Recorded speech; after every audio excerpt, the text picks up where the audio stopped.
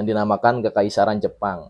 Jadi ideologinya ideologi Kekaisaran Jepang tuh. Negaranya itu dari Asia Timur sampai Asia Barat maksudku.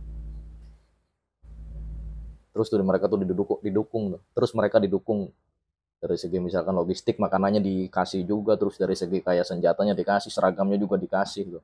Terus juga mereka diajarin bela diri, diajarin kayak baca tulis juga lah. Karena pada saat itu juga kan banyak tuh warga-warga yang apa sih yang nggak bisa baca lah, nggak bisa baca, nggak bisa tulis, khususnya.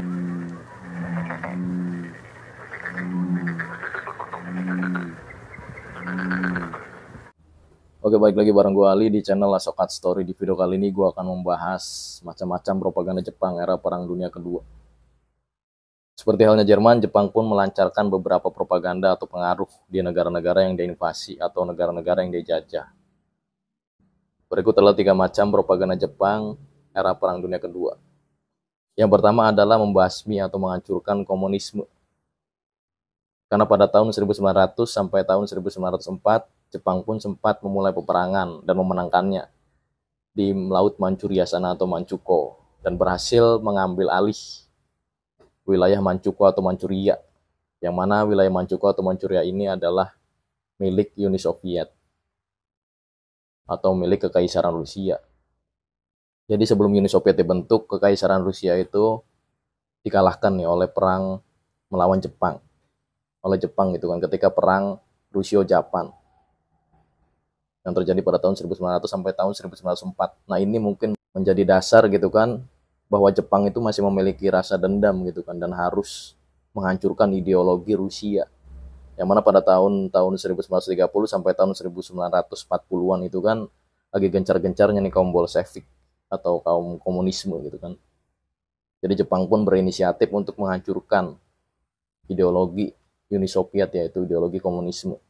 Seperti pada perjanjian atau fakta Komintern yang dijalin atau yang dijalankan oleh Jerman dan juga Jepang, yang intinya dari fakta tersebut atau perjanjian tersebut yaitu menghancurkan gitu kan ideologi komunisme dimanapun.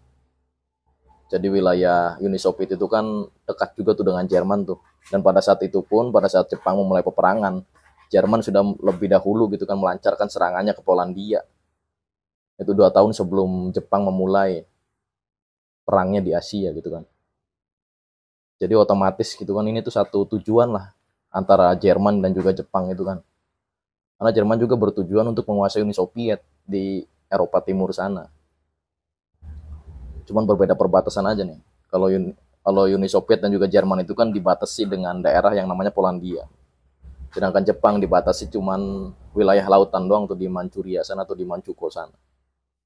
Komunisme juga menjadi ancaman besar bagi blok poros pada saat Perang Dunia Kedua. Maka dari itu tidak heran gitu kan Jerman dan juga Jepang sangat membenci dan membuat perjanjian untuk menghancurkan komunisme. Agar melancarkan juga ini melancarkan tujuan mereka gitu kan.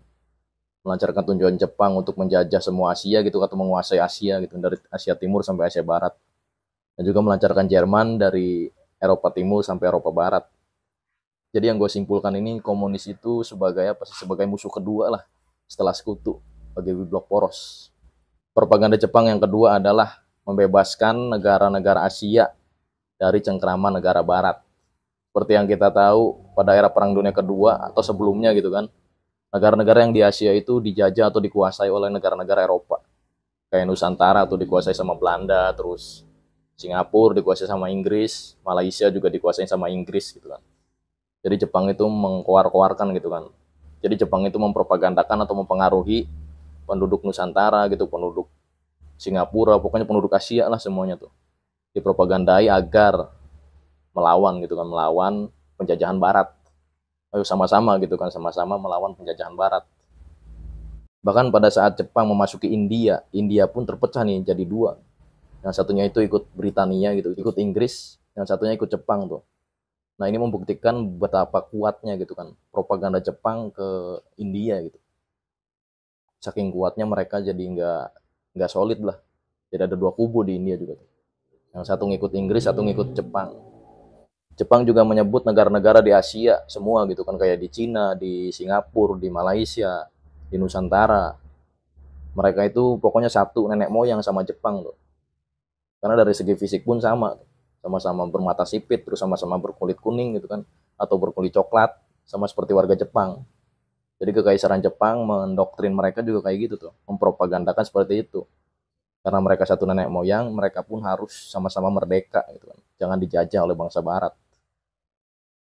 Jangan mau intinya, jangan mau terima.